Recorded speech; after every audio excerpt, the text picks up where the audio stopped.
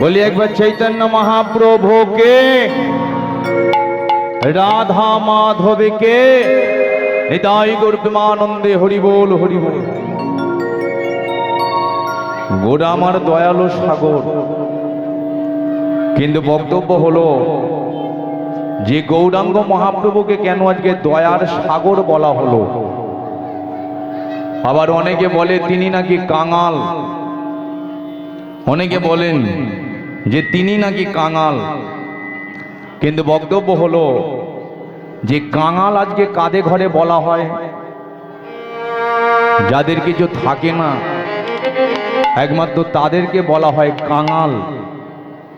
দেখবেন কৃষ্ণ তিনি লক্ষ টাকার অলংকার পরে ঘুরে বেড়াতেন, কৃষ্ণের মাথার মধ্যে আজকে রাজ চূড়া থাকতো, কৃষ্ণের শরীরের মধ্যে রাজ বস্ত্র থাকতো, কিন্তু কোনোদিন আপনারা লক্ষ্য করেছেন যিনি কলিযুগের গৌরাঙ্গ মহাপ্রভু, সেই গৌরাঙ্গ মহাপ্রভু তিনি লক্ষ টাকার অলংকার পরে ঘুরে বেড়াচ্ছেন?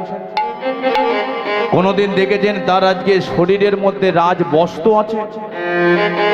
কোনোদিন দেখেছেন গৌরাঙ্গ মহাপ্রভুর মাথার মধ্যে চূড়া আছে? নেই। তিনি আজকে কেশ মুন্ডন করে দিয়েছেন, সামান্য একটা ধুতি পরে তিনি নদিয়া নবদ্বীপের মাটিতে চলে এসেছেন, সামান্য একটা ধুতি। এই জন্য তো বলে যে তুমি আজকে ধুতি পরতে পারো কি না পরতে পারো ওটা বড় কথা নয়, কিন্তু ধুতি পরা ব্যক্তিগুলোকে কোনোদিন তুমি অপমান করতে যাবে না।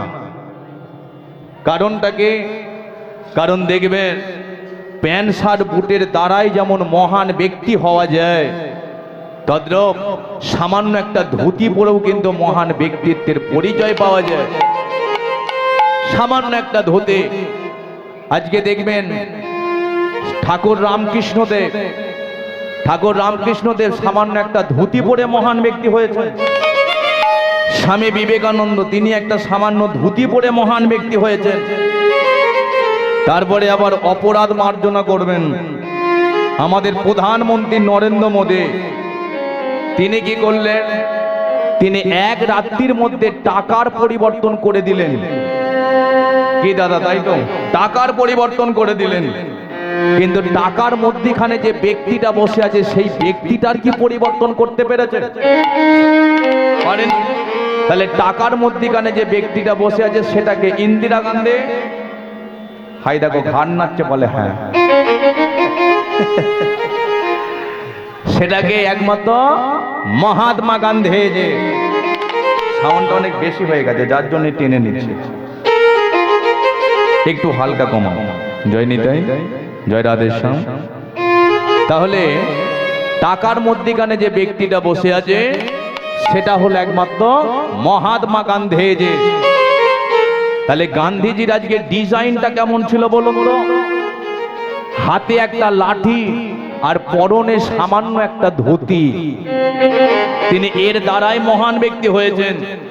তদ্রূপ আজকে সেই নদিয়ার চাঁদের নিমাই তিনি আজকে নদিয়া নবদ্বীপের মাটিতে চলে এলো ধুতি পরে, আর এসে কি করলেন?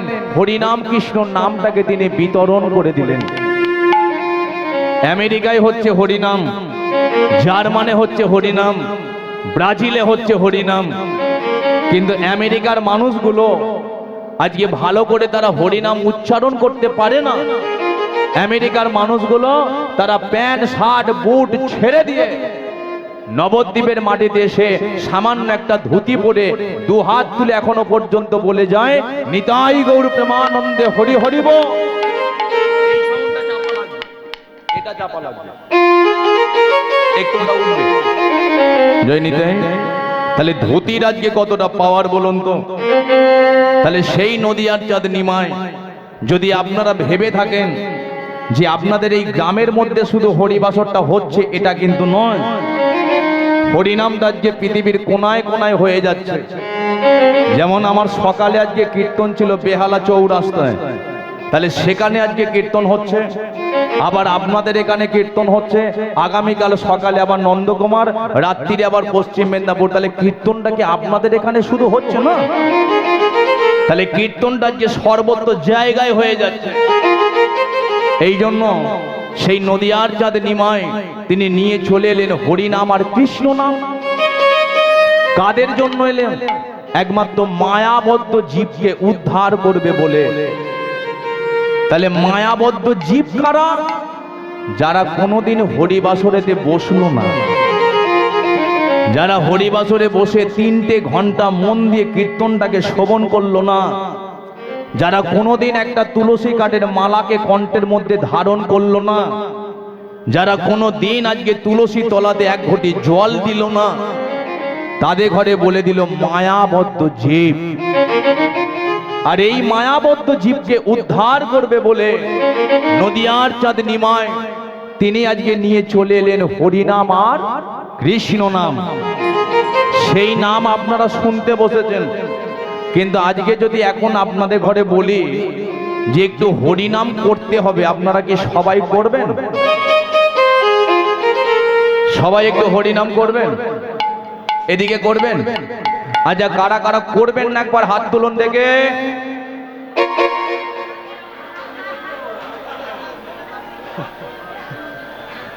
এমনি মা বউ শাশুড়ি যুদ্ধ হচ্ছে সংসারে?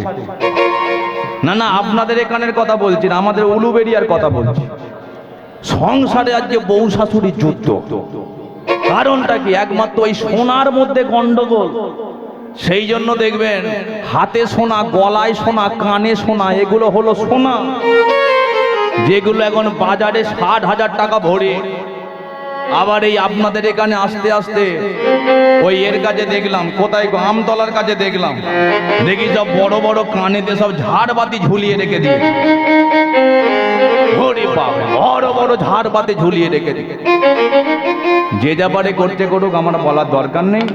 কিন্তু ঘটনা হলো সেই নদিয়ার চাঁদ নিমাই তিনি চলে এলেন হরিনাম। তাহলে আপনারা ভালো করে শুনে নিয়েছেন, এবার একটু হরিনাম করা যাবে তো? সবাই করবেন তো? বৃষ্টি আর হবে না, চিন্তা নেই। ও বৃষ্টি আমাদের ওদিকে চলে গেছে। আচ্ছা, হাতে তালি ওটা কি দেবেন না বাদ রাখবো? হাতে তালি দেবেন? বাহ বাহ বাহ। আর সবাই উলুধ্বনি এনেছেন তো মায়েরা? ও একটু বের করুন তো দেখি, একটু উলুধ্বনি বের করুন। চলুন একটু হাতে তালি দিয়ে হরিনাম করি, তারপরে আমরা লীলা প্রসঙ্গে সরাসরি ঢুকে যাব। হরে কৃষ্ণ হরে কৃষ্ণ কৃষ্ণ কৃষ্ণ হরে হরে, হরে রাম হরে রাম, রাম রাম হরে হরে। হরে কৃষ্ণ হরে কৃষ্ণ কৃষ্ণ কৃষ্ণ হরে হরে, হরে রাম হরে রাম, রাম রাম হরে হরে। হরে কৃষ্ণ হরে কৃষ্ণ কৃষ্ণ কৃষ্ণ হরে হরে, হরে রাম রাম, রাম রাম হরে হরে। হরে কৃষ্ণ হরে কৃষ্ণ, সবাই মিলে একটু বলো, কৃষ্ণ কৃষ্ণ হরে হরে, হরে রাম হরে রাম, রাম রাম হরে হরে। বলি একবার চৈতন্য মহাপ্রভুকে, রাধা মাধবকে। তবে আজকে আমরা যে লীলাটি আস্বাদন করব, একটু বিষয়টা শুনে নিন। দেখবেন ভগবান শ্রীকৃষ্ণের লীলার কোনো শেষ নাই। আপনারা গতকাল থেকে অনেক লীলা কীর্তন শুনছেন, কিন্তু ঘটনা হলো ভগবান শ্রীকৃষ্ণের লীলার কোনো শেষ নাই। সেটা কেমন? আমাদের মাথার উপরে যে আকাশটা আছে, কোনো ব্যক্তি আমাকে একটু হাত তুলে বলতে পারবেন আকাশটা কোথা থেকে শুরু হয়েছে, কোথায় গিয়ে শেষ হয়েছে? সেটা কিন্তু আমরা কেউ জানি না। কিন্তু আজকে আমরা এমনই একটা ভিন্ন ধরনের লীলা আস্বাদন করব, যে বিষয়টা হলো, দেখবেন আমাদের প্রতিটা হিন্দু সনাতন ধর্মের বাড়িতে এমন একটা বৃক্ষকে আমরা প্রতিষ্ঠিত করে রাখি। শুধু আজকে বাড়িতে নয়, আমরা প্রতিটা হরিবাসরের মধ্যে তাকে আমরা প্রতিষ্ঠিত করে রাখি।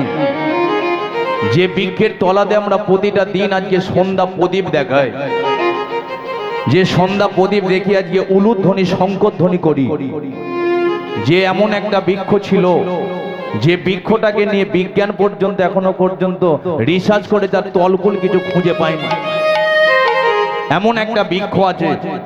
তাহলে সেই বৃক্ষটা কি? একমাত্র তুলসী বৃক্ষ। কিন্তু ঘটনা হলো, কেন আজকে আমরা তুলসী বৃক্ষকে আজকে আমরা প্রতিষ্ঠিত করে রাখবো? কেন আজকে প্রতিটা হিন্দু সনাতন ধর্মের বাড়িতে ওই বৃক্ষের তলাতে আমরা সন্ধ্যা প্রদীপটা দেখাবো? কেনই বা আজকে হরিবাসরের মধ্যে তাকে আমরা প্রতিষ্ঠিত করে রাখবো? কই আজকে অন্য কোনো বৃক্ষকে তো হরিবাসরে প্রতিষ্ঠিত করে আমরা রাখলাম না। তাহলে বৃক্ষটার মধ্যে কি এমন গুণাগুণ আছে সেটা আমরা জানবো। আজকে এই যে তুলসী বৃক্ষ, এই তুলসীটা কে ছিল জানেন? তুলসীটা ছিল একটা মেয়ে ছিল। তাহলে একটা মেয়ে হয়ে সে আজকে তুলসী বৃক্ষ রূপটাকে ধারণ করলো কেন? এটা আমরা জানবো। আজকে মেয়ে হয়ে তুলসী বৃক্ষ রূপটাকে ধারণ করলো কারণ এটা ছিল একজনের অভিশাপ। কার অভিশাপ সেটা আমরা লীলার মধ্যে জানবো। এবং আরো জানবো যে আমি অনেক বাড়িতে কীর্তন করতে যাই, আজকে দেখি অনেক বাড়িতে তুলসী বেদির কাছে সেখানে অনেক ছোট বড় নুড়ি পাথরকে নিয়ে এসে সিঁদুর টিঁদুর লাগিয়ে প্রতিষ্ঠিত করে রেখে দেয়। অনেকে মায়েরা চিন্তা করে এটাই হয়তো শালগ্রাম শিলা শ্রী বিষ্ণু নারায়ণ, তিনি মর্তের মাটিতে বিরাজ করে আছেন। কিন্তু ঘটনা একটা বলি মা, যেটা হবে শালগ্রাম শিলা স্বয়ং শ্রী বিষ্ণু নারায়ণ, সেই শালগ্রাম শিলাটাকে চেনার একটা উপায় আছে। যেটা হবে শালগ্রাম শিলা, সেই শালগ্রাম শিলাটার রংটা হবে ভীষণ কালো বর্ণ। আজকে ওই শিলাটার ওপরে প্লেন থাকবে না, পরিষ্কার থাকবে না, একটা কোড়া কোড়া দাগ রয়ে যাবে, যেটাকে দেখে মনে হবে ওই পাথরটার উপরে কিছু কুড়ে কুড়ে খেয়ে নিয়েছে। কেন এটা হলো? যিনি ভগবান স্বয়ং শ্রী বিষ্ণু নারায়ণ, তিনি আজকে শালগ্রাম শিলারূপটাকে ধারণ করে মর্তের মাটিতে বিরাজ হয়ে আছেন কেন? এটা ছিল একজনের অভিশাপ। কার অভিশাপ সেটা আমরা লীলার মধ্যে জানবো।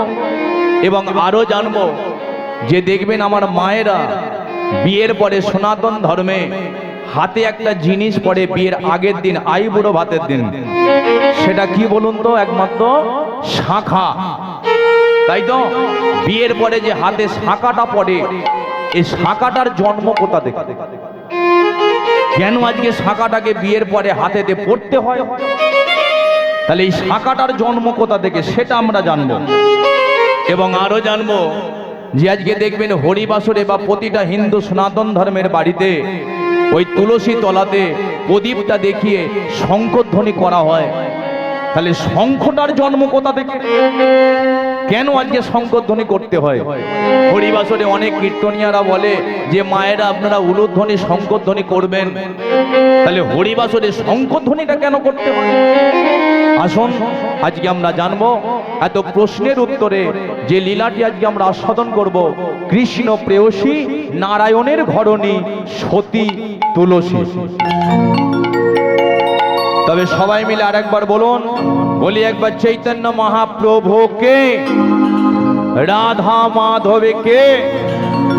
একটু হাত তুলে হরিনাম করা যাবে কে? সবাই করবেন। তবে একটা কথা বলে দিতে কিছু মনে করবেন না, যাদের যাদের হাত আছে তারা তুলবেন, যাদের নেই তোলার কোনো দরকার নেই, ঠিক আছে? কিন্তু এই কথাটা আমি যখন আসরেতে বলি, আপনাদের মতো হাজার হাজার ভক্তরা বলে যে বাবা তুমি কি দেখতে পাচ্ছ না আমাদের হাত নেই? আমি বলি হাত আছে, কিন্তু প্রকৃত হাত কি আমাদের আছে? প্রকৃত হাত আপনি কোনটাকে বলবেন?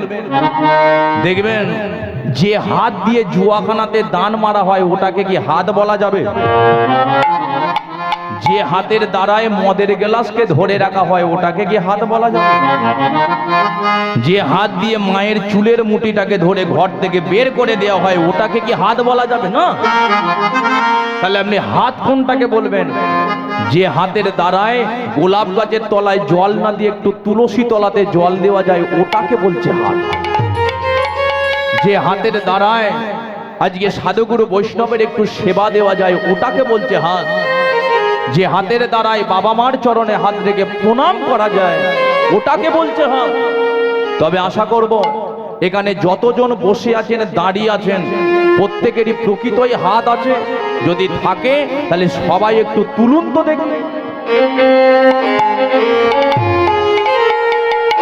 ও হরে কৃষ্ণ কৃষ্ণ কৃষ্ণ হরে হরে, হরে রাম রাম রাম হরে হরে।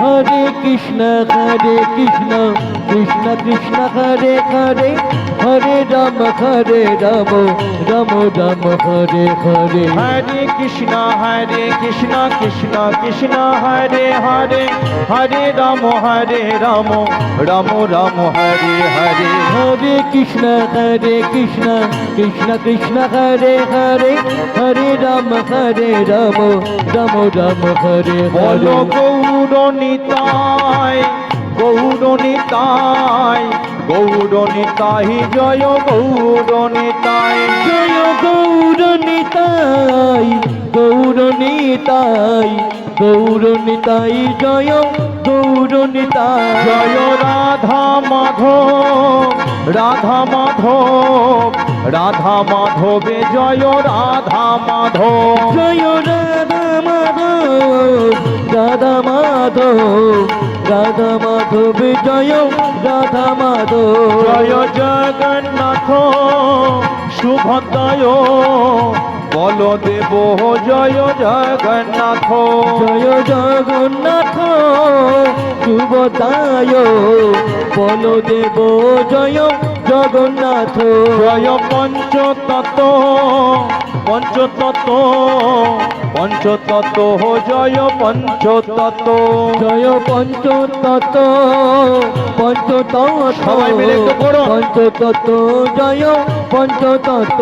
জয় প্রহ্লাদ মহারাজ প্রহ্লাদ মহারাজ প্রহ্লাদ মহারাজ জয় প্রহ্লাদ মহারাজ। জয় প্রহ্লাদ মহারাজ প্রহ্লাদ মহারাজ প্রহ্লাদ মহারাজ জয় প্রহ্লাদ মহারাজ। জয় নৃসিংহদেব নৃসিংহদেব নৃসিংহদেবে জয় নৃসিংহদেব। জয় নৃসিংহদেব নৃসিংহদেব নৃসিংহদেব জয় নৃসিংহদেব। জয় প্রভুপাদ প্রভুপাদ প্রভুপাদ জয় প্রভুপাদ। জয় প্রভুপাদ প্রভুপাদ প্রভুপাদ জয় প্রভুপাদ। বল হরি হরি বল হরি বল গৌর হরি বল হরি বল হরি হরি বল সবে গৌর হরি বল। হরি হরি বল জয় গৌর হরি হরি বল হরি হরি বল খাবে গৌর হরি বল। হরি হরি বল গৌর হরি বল হরি হরি বল সবে গৌর হরি বল। হরি হরি বল গৌর হরি বল হরি হরি বল সবে গৌর হরি বল। এটা একটু সাত করো না, এই সাউন্ড একটু সাত করে একটু রিভাবটা দাও। জয় নিতাই। তাহলে মা বলি একবার সবাই মিলে চৈতন্য মহাপ্রভুকে রাধা মাধবে কে নিতাই গৌর প্রেমানন্দে হরি বল হরি বল। হ্যাঁ নয় নয় করে মায়ের বয়স তো মনে 80 বৎসর হয়ে গেল নাকি? না না তবু এসেছে ছেলের মুখে একটু কীর্তন শুনবে বলে। তবে জানেন ওই মা না আমাকে প্রতিটা দিন একটা মনের কথাকে জানিয়ে যায়। তবে আজকে আমি কথা দিচ্ছি মা, তোমার মনের বাসনাগুলো আমি সব তোমার পূরণ করে দেব। হরি বল হরি বল। কে এই মা? ছেলেটাই বা কে? এই মার অন্য কেউ নয়। এই মা ছিল, যিনি ছিলেন শান্তিপুরের 80 বৎসরের বৃদ্ধ মহিলা, নাম ছিল তার নাভা দেবী। আর এই নাবাদেবের একটি মাত্র সন্তান, যার নাম ছিল একমাত্র অদ্বৈত আচার্য। এখন নাবাদেবী কি করে, প্রতিটা দিন তার এই অদ্বৈতকে শুধু একটা মনের বাসনার কথাকে জানিয়ে যায়। সেটা কেমন? বাবা মার, লোকে বলে তুই নাকি অদ্বৈত, কিন্তু একটা কথা, প্রতিটা বাবা মার মনের মধ্যে একটা বাসনা থাকে যে তার সন্তানরা কি করে, সেই বাবা মার মনের বাসনাগুলোকে আজকে পূরণ করবার চেষ্টা করে। তাহলে তুই তো আমার সন্তান। কথায় আছে যে সর্বতীর্থ বারবার, গঙ্গায় স্নান একবার। সর্বতীর্থ ভ্রমণ করে যতটা না পূর্ণ অর্জন করা যায়, সব থেকে বেশি আজকে পূর্ণ অর্জন হয় একমাত্র কোনো মানুষ যদি একবার গঙ্গা সাগরে গিয়ে স্নান করে আসতে পারে। তাই বাবা মা, আমার তো বয়স হয়ে গেছে, আমি কবে বলতে কবে হয়তো মরে যাব, কিন্তু আমার এই যাবার বেলায় আমার একটা মনের বাসনাকে পূরণ করে দিবি বাবা। মা মা মা মা একটা কথা শোনো মা, একটা কথা শোনো, তোমার তো বয়স হয়ে গেছে, তাহলে আজকে তুমি আজকে চিন্তা করছো গঙ্গা সাগরে গিয়ে স্নান করবে, কিন্তু গঙ্গা সাগরে যেতে গেলে সে তো অনেক দূর রাস্তা। আজকে অতখানি রাস্তা তুমি হেঁটে হেঁটে যাবে কি করে? নাবাদেবী বলে, কেন বাবা, হেঁটে যদি যেতে হয় তুই যাবি, তুই আমার সন্তান, তুই আমাকে কাঁধে করে নিয়ে যাবি।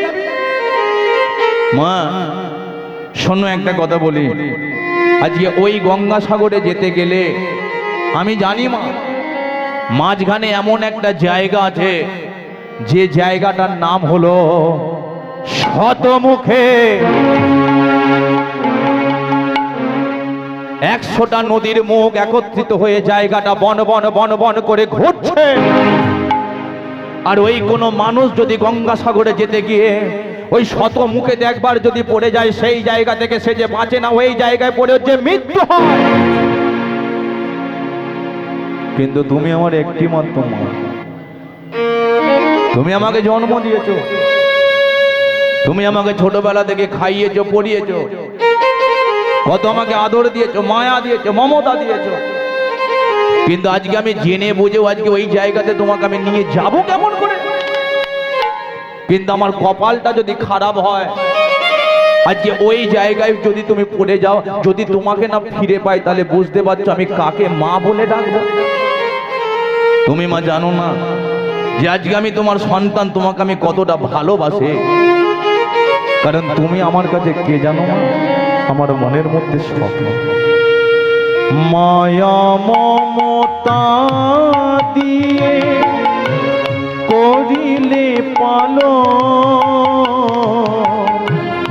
আদরে সোহাগে দিলে কত যে যতন মা, কত যে যতন।